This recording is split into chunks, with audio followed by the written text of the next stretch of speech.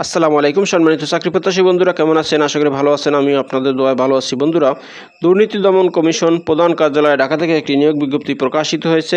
এখানে আপনারা বাংলাদেশের সকল জেলার স্থায়ী নাগরিকগণ, নারী ও পুরুষ যোগ্যতা অনুযায়ী এখানে আবেদন করতে পারিবেন। সো আবেদন শুরু কবে এবং শেষ কবে, কী পদে লোক নিয়োগ করা হবে, কতজন লোক নিয়োগ করা হবে, কত টাকা বেতন দেওয়া হবে, কী শিক্ষাগত যোগ্যতা লাগবে, কোন ওয়েবসাইটের মাধ্যমে আবেদন করতে হবে, কত তারিখ পর্যন্ত আবেদন করা যাবে, কত টাকা আবেদন ফি, সব কিছু আমি এই ভিডিওতে আলোচনা করব। তো বন্ধুরা, আপনি যদি আমার চ্যানেলে নতুন হয়ে থাকেন তাহলে আমার চ্যানেলটি সাবস্ক্রাইব করে দিন, আর যারা ফেসবুক থেকে দেখছেন তারা চ্যানেলটি ফলো দিয়ে রাখুন। তো বন্ধুরা, চলে আসি এবার মূল আলোচনায়। এখানে 2টি পদে 101 জন লোক নিয়োগ করা হবে। বেতন দেওয়া হবে 9,000 টাকা থেকে 21,800 টাকা।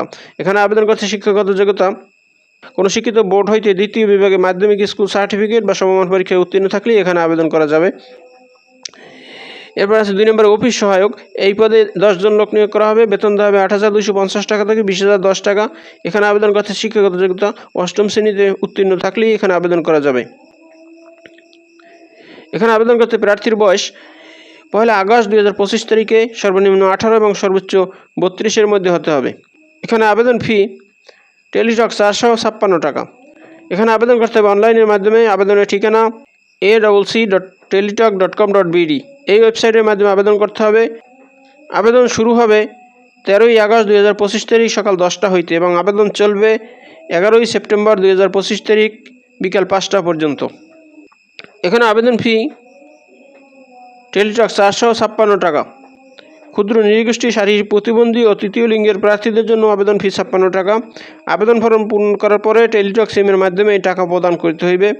আবেদন ফি প্রদান না করিলে কোনো অবস্থাতেই আবেদনপত্র গৃহীত হবে না। তো বন্ধুরা, এই হলো দুর্নীতি দমন কমিশন থেকে প্রকাশিত নিয়োগ বিজ্ঞপ্তির বিস্তারিত। বন্ধুরা, ভিডিওটি যদি ভালো লাগে তাহলে আমার চ্যানেলটি সাবস্ক্রাইব করে দিন এবং ভিডিওটি শেয়ার দিয়ে অন্যদের দেখার সুযোগ করে দিন। তো ভালো থাকুন, সুস্থ থাকুন। আবার কথা হবে নতুন কোনো ভিডিওতে। সে পর্যন্ত শুভকামনা রইল। আসসালামু আলাইকুম।